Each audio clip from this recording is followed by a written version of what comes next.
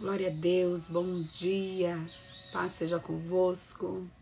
Sexta-feira, dia 6/10/2023.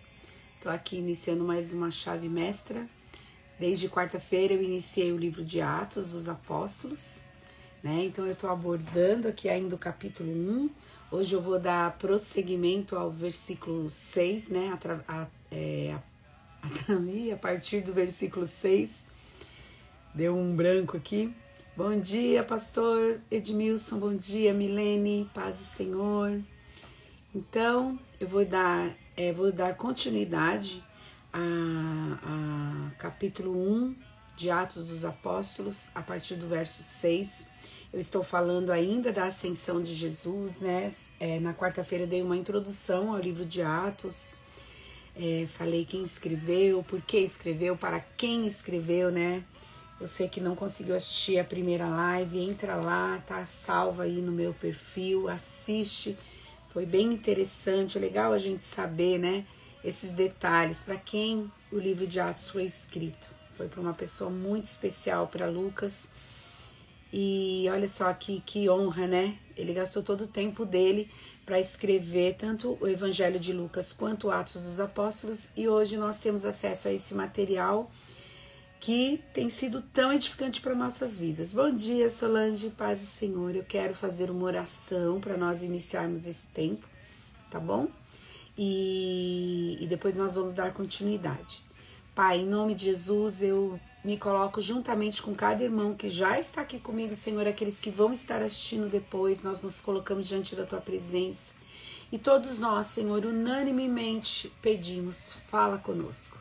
Se revela, Senhor, ao nosso coração, ilumina a nossa mente, o nosso entendimento, traz direção, traz clareza, Senhor, aos nossos corações, que a mão poderosa do Senhor possa ser sobre nós, Pai, nesse tempo. Senhor, muitas vezes eu estou compartilhando algo da Tua palavra e o Teu Espírito quer ressaltar esse assunto no coração dos Teus filhos. Então que o Senhor tenha plena liberdade, Paizinho, de falar ao coração daqueles que estarão assistindo, tanto agora ao vivo quanto depois. Que os assuntos que o Senhor quer tratar com os teus servos, muitas vezes somente pincelados por mim aqui nessa live, o teu Espírito, Pai, possa avivar no coração daqueles que estarão assistindo, Senhor. Faz, Senhor, infinitamente mais do que pedimos, do que pensamos. Eu não sei onde essa live vai chegar, quem ela vai alcançar, mas o Senhor sabe, Pai. Eu sei que ela tem endereço certo. Ela tem um propósito, Senhor, que é alcançar os corações daqueles que precisam, Senhor, de direção e orientação. O coração daqueles que te amam, daqueles, Senhor Deus, que tem compromisso com o Senhor, e até mesmo o coração daqueles que ainda não te conhecem, Senhor, mas que vão te conhecer através da tua palavra, através das escrituras, Senhor. Então fala poderosamente conosco para a glória do teu nome. Amém, amém, glória a Deus, aleluia. Milene, se você tiver oportunidade, manda o link lá no grupo das mulheres, porque a Dan ainda não entrou, né? E tem algumas pessoas que não quando entram no Instagram não sabem como entrar. Quando alguém posta o link, a pessoa ela consegue acessar pelo link. Viram aí minha canequinha da Ramá, Igreja Evangélica Ramá. Foi um presente que nós recebemos, né, para um novo tempo que está se iniciando na Ramá. Então vocês estão me vendo aí com a minha caneca chique, bonita. Olha que linda. Logo vai ter lá na Ramá para vender. Quem tiver interessado, fala aí comigo aí no privado, tá bom? Vamos lá, né? Então a gente vai dar continuidade a partir do verso 6 de Atos dos Apóstolos. Quarta-feira eu falei até o verso 5, né? Falei da promessa, aliás, da ordem do Senhor Jesus, que eles deveriam ficar em Jerusalém para serem revestidos de poder. Além da introdução, falei disso, falei, né, da importância do batismo, que Jesus falou nesse momento, Jesus falando com eles, era necessário que eles ficassem em Jerusalém para receber o batismo do Espírito Santo, né?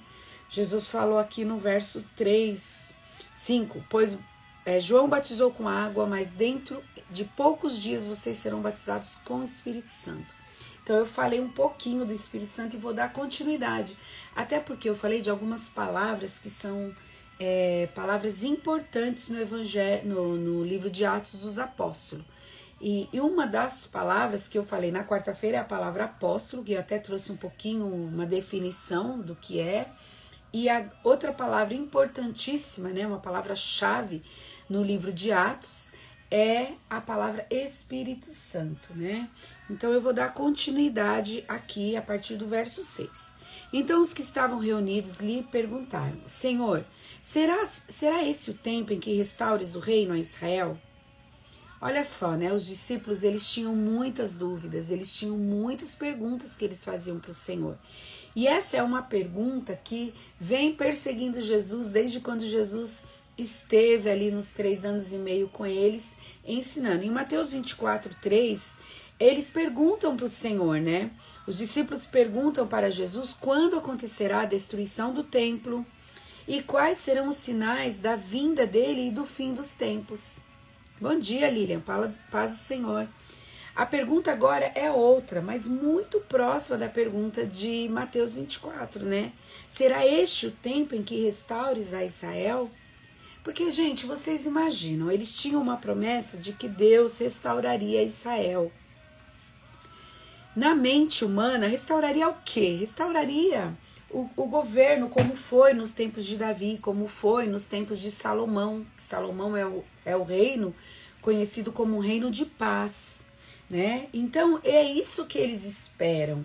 Eles esperam essa restauração, que Israel deixe de ser governada por Roma e o novo rei, ele conquiste completamente Israel, tire do domínio dos opositores e dê a Israel um reino, um governo sobrenatural, um governo de paz, um governo de prosperidade. É isso que eles pensam na cabeça deles, na mentalidade humana deles. É isso que eles estão imaginando que vai acontecer, né? Então, eles ainda estão pensando nesse tipo de governo, né? Jesus responde para eles: não vos compete conhecer tempos ou épocas que o Pai reservou pela sua exclusiva autoridade. Olha só, Jesus continua, né, respondendo para eles. Jesus traz uma resposta, irmãos, que eu imagino que deixou eles ainda com mais dúvidas, né, acerca dessa questão. Por quê? Porque Jesus quer corrigir a perspectiva e o conceito errôneo deles em relação ao reino de Deus. O reino de Deus é primeiramente espiritual em seu caráter, com abrangência mundial. É um reino eterno, inabalável e invencível. Mas não é um reino humano. Não é um reino natural. Não é um reino como esse que nós conhecemos. Né? Nós sabemos do milênio, os 1000 anos que vai acontecer, que Jesus vai governar sobre toda a terra para mostrar para as nações como é possível um reino, né, governado, um reino de justiça, um reino governado pelo próprio Deus. Né? É claro que tem vários acontecimentos que vão se realizar antes do milênio, como o período da grande tribulação, o período do arrebatamento da igreja. Satanás vai ser preso por esses 1000 anos, então o mundo não vai estar sob a influência dele. A maldade ainda vai estar no coração de algumas pessoas, porque nós já nascemos no pecado original. Mas no milênio, Deus é quem vai governar, então as nações verão como Jesus é poderoso e como Deus, ele é sábio, inteligente e pode governar o mundo com justiça, com sabedoria, com amor, né? Então, mas esse ainda não é o tempo, né? Esse ainda não é o momento. Então Jesus, ele corrige a perspectiva e o conceito errôneo deles em relação ao reino de Deus. Irmãos, eu acho muito interessante que nas várias questões, nas várias perspectivas que o Evangelho nos dá acerca do reino de Deus, né? Vamos falar do humano, né? Do nosso. Nós estamos aí dia após dia trabalhando uma vida transformada, uma vida de santificação, uma vida de amor e temor a Deus. Então nós trabalhamos várias questões, a gente na nossa caminhada cristã, vai observando onde temos falhado, onde ainda não somos bons, quais são os frutos que ainda não estão aperfeiçoados em nós. A gente vai trabalhando todas essas questões dia após dia. Nesses vários aspectos, então agora veja você um componente desse reino, quem você é lá na sociedade, quem você é no seu trabalho, dentro da sua casa, qual a sua influência, todos esses aspectos, em muitos deles a nossa perspectiva ainda está errada. Nós temos ainda uma visão distorcida da realidade das Escrituras para cada um de nós dentro de cada uma dessas perspectivas. É a mesma coisa que está acontecendo com os apóstolos. Na questão reino, eles ainda têm uma perspectiva errada.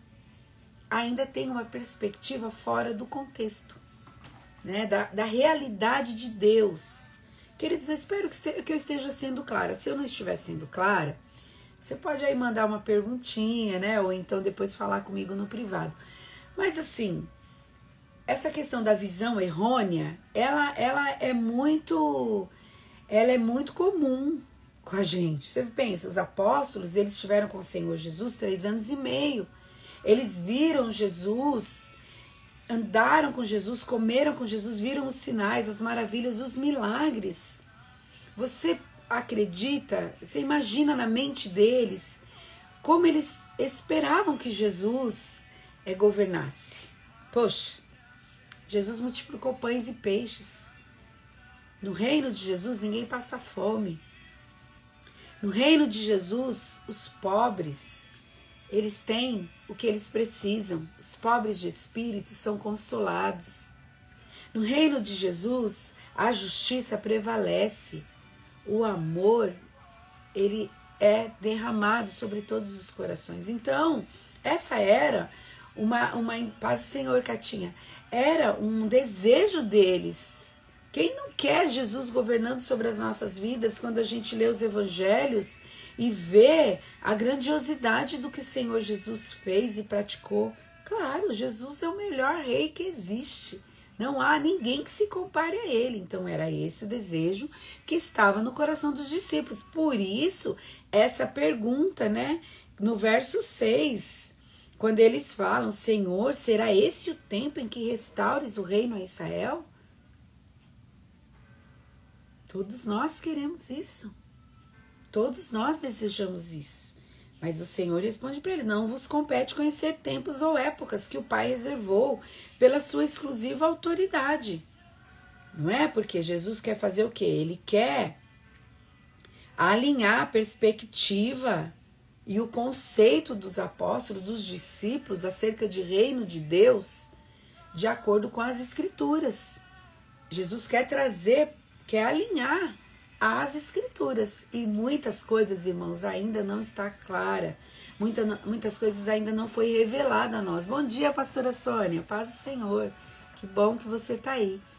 Muitas coisas ainda não foi revelado. Muitas coisas nós ainda não entendemos, não sabemos. Mas Jesus responde dessa maneira para eles, e Jesus traz uma outra realidade que é necessária para eles nesse momento. Eles estão com a cabecinha lá na frente: Senhor, quando será? Quando vai acontecer a restauração do reino de Israel? Mas Jesus fala para eles de uma realidade que é necessária agora para eles. E é necessária para nós também, né?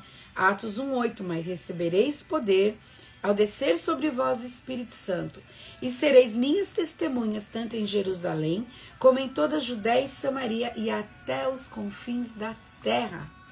Né? Essa era uma realidade, é uma realidade necessária para os discípulos de Jesus, necessária para os apóstolos naquele momento e para nós hoje, né? O recebimento desse poder. Lembra? Eles ficaram em Jerusalém e a ordem era que eles permanecessem em Jerusalém para que eles fossem revestidos desse poder. Porque eles já tinham sido batizados nas águas, agora eles seriam batizados no Espírito Santo. O Espírito Santo sobre alguém é um conceito importante no livro de Atos e Lucas. Jesus é o maior exemplo da obra do Espírito Santo sobre alguém e dentro de alguém. Jesus foi concebido pelo Espírito Santo.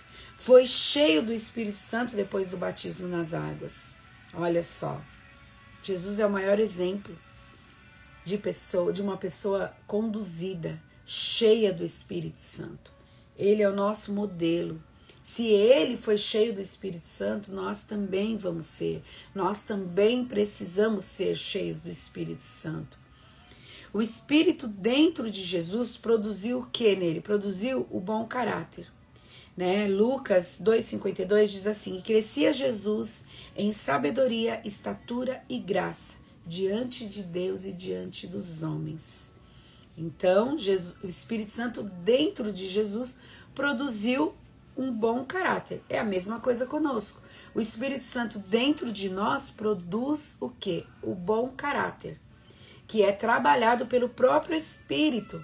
Dia após dia, na nossa caminhada cristã, o Espírito Santo está te mostrando áreas que precisam ser transformadas, áreas onde eu e você somos vulneráveis e precisamos que o Espírito Santo venha nos alinhando, venha, né, trabalhando em nós, e a gente vai se submetendo ao controle dele e vai dentro das Escrituras pegando essa palavra como uma espada de Deus poderosa e trabalhando no nosso caráter. Olha, Rita, você tem que melhorar nisso aqui.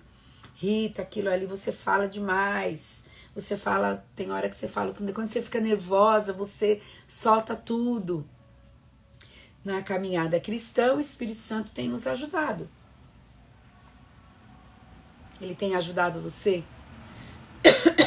Você tem identificado essa ajuda? Quando ele fala para você, não fala nada agora. Fica quietinha.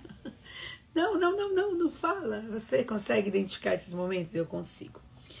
Isso é o Espírito Santo dentro de você. Só ele pode fazer essa obra. O Espírito Santo sob Jesus produziu um ministério de poder. Olha que coisa linda, né? E o Espírito Santo desceu sobre ele em forma corpórea como pomba. E ouviu-se uma voz do céu: tu és o meu filho amado, em ti me comprazo. Lá no batismo, em Lucas 3:22, né? Jesus recebe o enchimento do Espírito Santo ali naquele momento, depois do batismo nas águas. Gente, fala a verdade, precisava tudo isso ser visto, porque João Batista viu, os discípulos viram o Espírito descendo sobre ele em forma de pomba. A voz foi ouvida por eles. Alguns ficaram confusos, acharam que era um trovão. Para que tudo isso ficou escrito? Para que eu e você entenda que quando nós descemos as águas do batismo, quando a gente segue o modelo de Jesus e pratica o que ele está praticando, nós também recebemos algo de Deus. Na obediência, Deus opera nas nossas vidas. E Jesus, naquele momento, recebe a plenitude do Espírito. Tanto é que ele sai do batismo e ele vai para onde? Ele vai para o deserto, conduzido pelo Espírito para jejuar 40 dias e para ser tentado pelo diabo. Jesus precisava desse enchimento para passar pelo processo do deserto? Precisava. E eu e você precisamos? Claro que precisamos. Às vezes a gente nem sabe quando vai entrar no deserto, né? E também em Lucas 4, do 18 ao 19, diz assim: o Espírito do Senhor está sobre mim, pelo que me ungiu para evangelizar os pobres, enviou-me para proclamar libertação aos cativos e restauração da vista aos cegos, para pôr em liberdade os oprimidos e apregoar o ano aceitável do Senhor.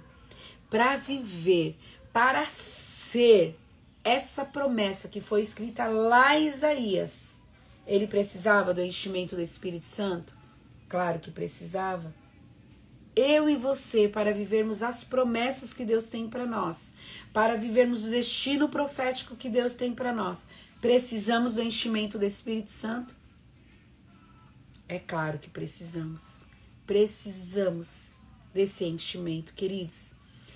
Eu creio que nós somos cheios num momento em que há uma evidência, como o falar em línguas.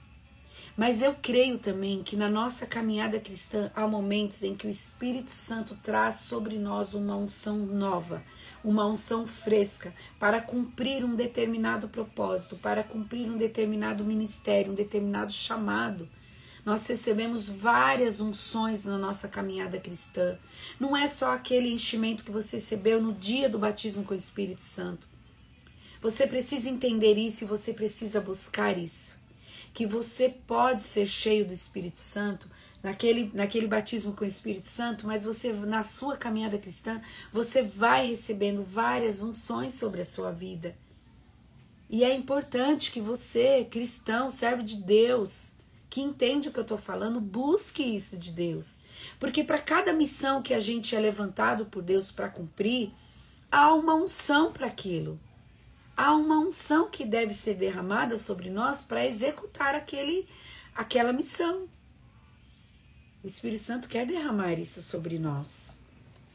Eu me lembro de vários momentos que eu recebi várias unções. Eu já recebi unção até dormindo, em sonho, né? Eu via o Espírito Santo derramando sobre mim várias unções. Então, a vida, você vê como a vida com Jesus é uma aventura? Quem acha que a vida cristã é uma coisa monótona, sem graça, uma rotina, não sabe, não experimentou essa vida abundante que Jesus tem derramado sobre nós dia após dia. É algo maravilhoso. O propósito do derramamento do Espírito Santo sobre a igreja é habilitar a igreja para o ministério. É uma habilitação, gente. Por isso que o crente, o cristão, é cheio do Espírito Santo, porque Deus está equipando a sua igreja para a missão, né? A igreja tem sobre si a incumbência de pregar o evangelho em Jerusalém. Qual é a Jerusalém da sua vida? Né? A nossa Jerusalém é a nossa primeira missão. É a nossa casa, a nossa família, os nossos parentes, nossos vizinhos. Essa é a nossa Jerusalém. Essa é a nossa primeira missão. Alcançar os que estão por perto, né? Os que moram perto, os que moram conosco. Muitas vezes a nossa Jerusalém, a nossa primeira missão, ela não é alcançada nem por palavras, sabia? Ela é alcançada por testemunho, por um bom procedimento, por uma sabedoria nas palavras, no modo de se mover, no modo de agir. Porque os que estão perto nos conhecem profundamente, né? Eles conhecem quem nós somos, eles sabem das nossas vulnerabilidades. E aí há uma conversão, a gente se entrega para Jesus, a gente começa a ter atitudes, palavras, a gente começa a se mover de maneira diferente. O que acontece? Essas pessoas vão pensar, meu Deus, como ela está diferente. Nossa, como a Rita mudou. Então, esse testemunho vai mostrar para as pessoas, falar, nossa, eu quero essa vida. Foi o que aconteceu comigo. Eu fui para o Paraná lá no final do ano com a minha família e eu vi a minha prima que tinha se convertido e eu vi um brilho nela. E eu desejei aquilo. Eu voltei para São Paulo pensando, nossa, eu quero o que ela tem. E eu fui para a igreja a contragosto, mas fui. Com 23 anos e fui. E ali eu tive uma experiência com Jesus que marcou a minha história. Então, essas pessoas, a nossa Jerusalém, né, que é a nossa casa, a nossa família, nossos vizinhos, nossos parentes, eles vão ver uma mudança em nós e eles vão desejar. Então, esse enchimento do Espírito Santo também é para isso. Pelo texto, podemos entender que é um crescimento gradativo, porque ele falou o quê? Mas recebereis poder ao descer sobre vós o Espírito Santo, e sereis minhas testemunhas em Jerusalém, na Judéia e Samaria e até os confins da terra. Então, a gente pode entender que é um crescimento gradativo. O nosso campo de ação vai aumentando. Ele vai se abrindo para nós. Então, primeiro nós somos testemunhas dentro da nossa casa, com os nossos parentes, com a nossa vizinhança.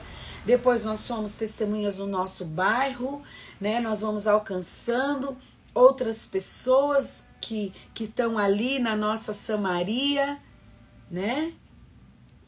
É um crescimento gradativo. A Samaria significa o nosso bairro, a nossa cidade, e por fim os confins da terra, que são outros territórios, nações, povos, línguas. Se Deus tem esse chamado para a nossa vida, Ele vai nos enviar para outros lugares, porque nós já alcançamos esse nível de unção, esse território que Deus nos deu, primeiramente profeticamente, e depois Ele vem nos habilitando, nos capacitando a estar nesses lugares e fazer a obra e testemunhar das grandezas do que nós temos conhecido de Deus e que temos vivido com Ele.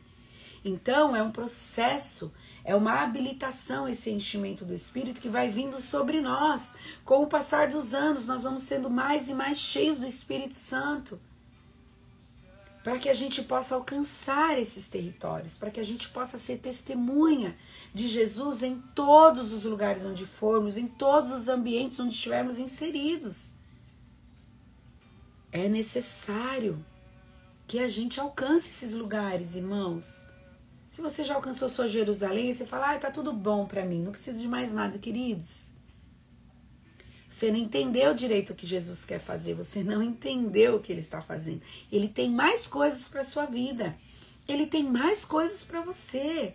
Busca esse enchimento, busca mais de Deus, busca mais o Espírito Santo, busca mais conhecimento das Escrituras. É só você buscar. O resto o Senhor vai fazer. Ele vai encaminhar, Ele vai guiar, Ele vai orientar, Ele vai fazer. Se você se manter fiel e leal a Ele. No verso 9, dito essas palavras, foi Jesus elevado às alturas, à vista deles, e uma nuvem o encobriu dos seus olhos. Dos olhos de quem? Dos discípulos. Não era uma nuvem comum, gente. Era uma nuvem de glória, uma nuvem especial, conhecida pela palavra Shekinah, que é uma palavra que vem do contexto judaico, hebraico, Shekinah, que simboliza a glória de Deus. Foi uma nuvem de glória que encobriu Jesus e ele subiu, foi levado aos céus. No verso 10, estando eles com os olhos fitos no céu, enquanto Jesus subia, eis que 2 varões vestidos de branco se puseram ao lado deles e lhes disseram, varões galileus, por que estáis olhando para as alturas? Esse Jesus que dentre vós foi assunto ao céu virá do modo como o viste subir. Antes mesmo de deixar os discípulos, Jesus prometeu que voltaria. Lá em João 14, do 1 ao 3, eu quero ler com você. Tá facinho aqui para mim. João 14, do 1 ao 3.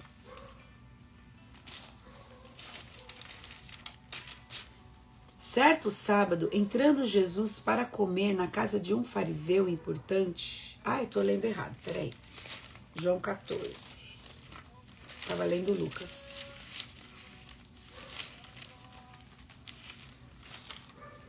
Não se perturbe o coração de vocês. Creiam em Deus, creiam também em mim. Na casa de meu pai há muitos aposentos. Se não fosse assim, eu lhes teria dito, vou preparar-lhes lugar. E se eu for e lhes preparar lugar, voltarei e os levarei para mim, para que vocês estejam onde eu estiver. Então, Jesus só está aqui reiterando essa promessa, reafirmando essa promessa de que Ele voltará. Então, antes mesmo de deixar os discípulos, Jesus prometeu que voltaria. Aí em João 14, do 1 ao 3. No momento da ascensão, no momento que Ele está subindo para a glória, a promessa é reiterada. Os anjos fazem lembrar os discípulos da promessa que Jesus fez de que retornaria. E dizem mais, Ele retornará assim, do jeito que vocês estão vendo. O que isso quer dizer, gente? Ele retornará assim como vocês estão vendo, com um corpo ressuscitado, em glória, de maneira visível. Todos vão vê-lo, todos vão ouvi-lo. Ele voltará assim, como vocês estão vendo. Isso não é glorioso? Isso não é maravilhoso? Gente, não vai ter engano. Nós não vamos ficar enganados. Ninguém vai nos enganar, queridos. Diante de tanta tecnologia que nós estamos vendo nos nossos dias, eu lembro há uns anos atrás, estava lendo sobre o projeto Blue Beam, que é um projeto que eu nem sei explicar mais, porque já faz um tempo que eu li sobre isso, e vai aparecer imagens no céu, por exemplo, de Jesus, de outras pessoas famosas, de alguns ídolos dessa terra, e vai aparecer como se fosse uma nuvem, por exemplo. É projeto Bluebeam. Se você pode pesquisar aí, você vai achar aí na internet. E eu fiquei, né, pensando, falei, meu Deus, que negócio doido, né? A pessoa vai achar que é Jesus e não é. É uma como se fosse um holograma, né? É uma imagem feita pelos satélites, tudo. Mas, irmãos, os filhos de Deus têm o Espírito Santo. E o Espírito Santo não vai deixar a gente enganado. Nós vamos saber que é o Senhor. Nós vamos conseguir identificar que é Ele. Haverá uma confirmação em nós. Então Ele vai vir do jeito que Ele subiu, com o corpo, sabe, em glória, de maneira visível, vai poder ser tocado. Então isso é glorioso. E é interessante que os anjos falam o que para eles? Por que vocês estão assim? Perplexos olhando para o céu? Não, vocês têm uma missão, vai cumprir o que Jesus mandou vocês fazer enquanto Ele não vem, corre, a gente está atrasado, tem muita coisa para fazer, a seara é grande, faltam os trabalhadores, corre, vão fazer, né? Não fiquem parados olhando para o céu, vão e façam o que Ele mandou. O Senhor já nos deu uma ordem, devemos obedecer, vai, seja testemunha em Jerusalém, Samaria, e até os confins da terra.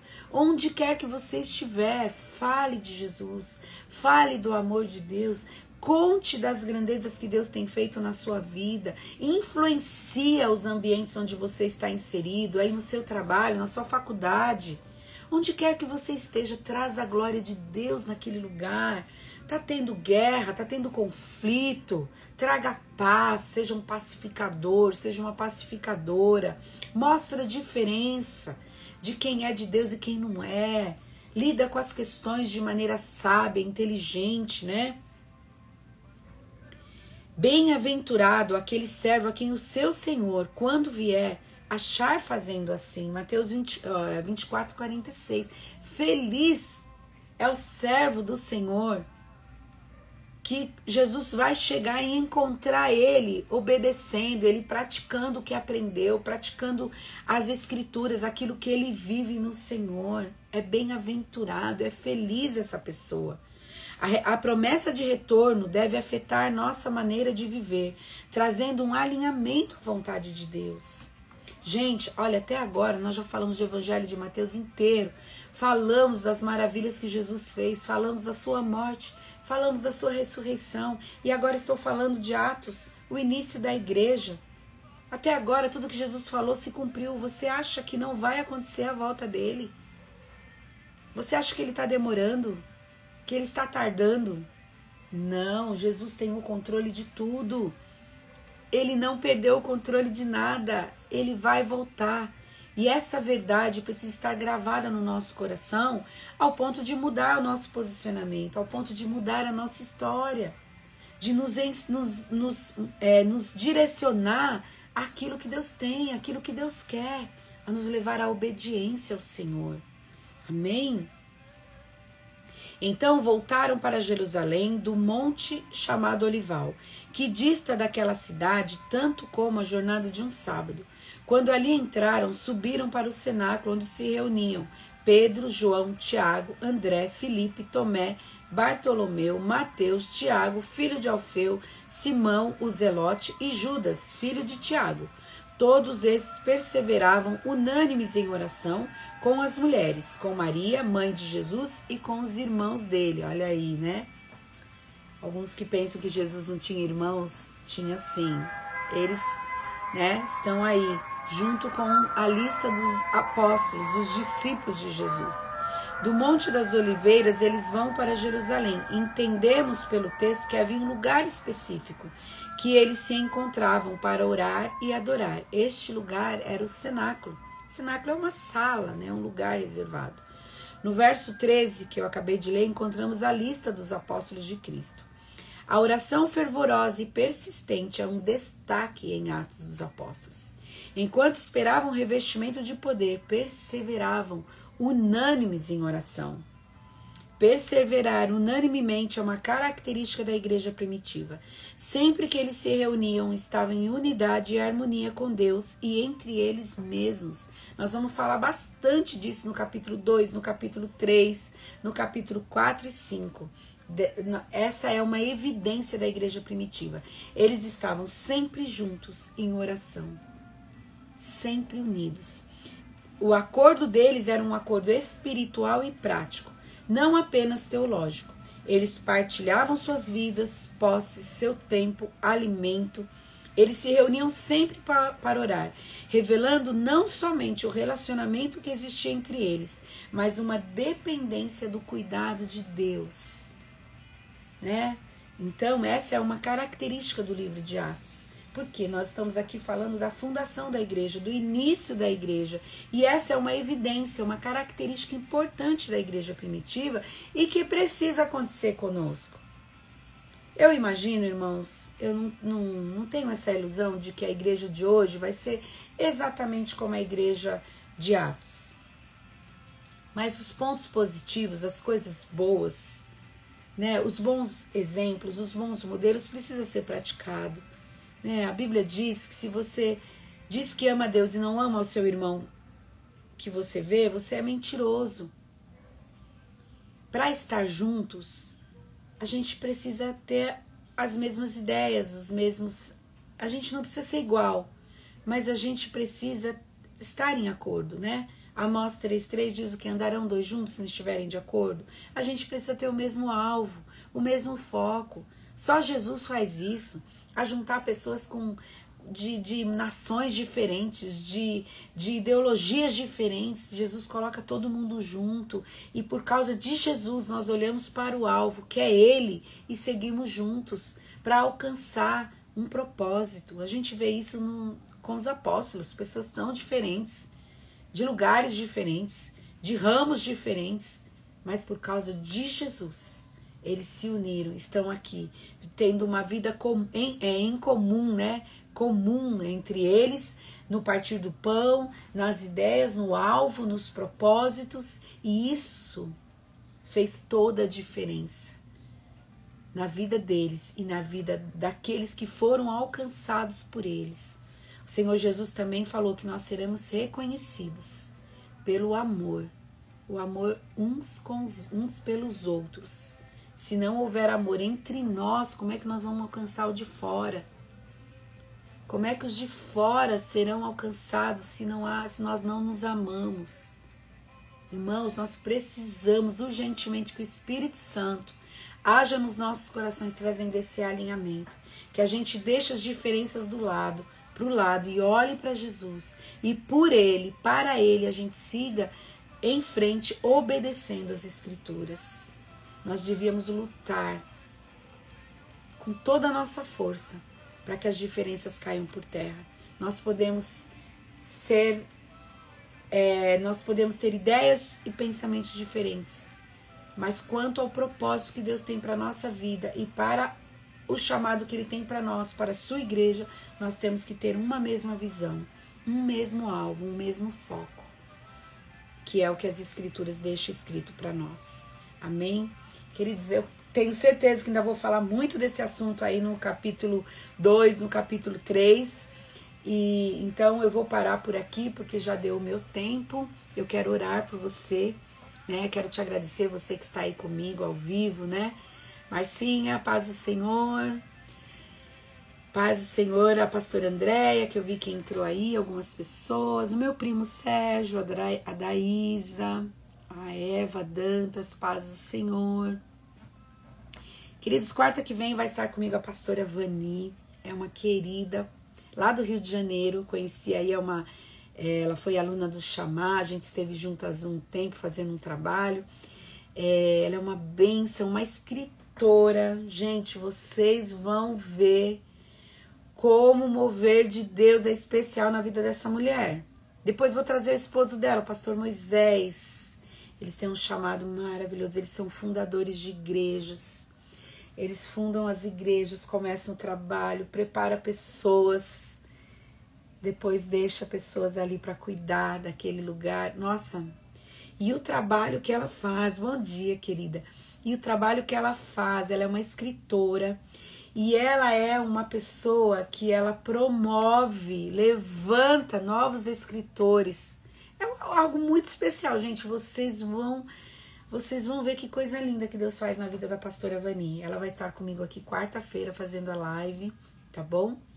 E eu creio que vai ser uma bênção. Espero que você esteja comigo, espero que você convide outras pessoas para estar também. Não esquece de curtir o vídeo depois que ele for publicado.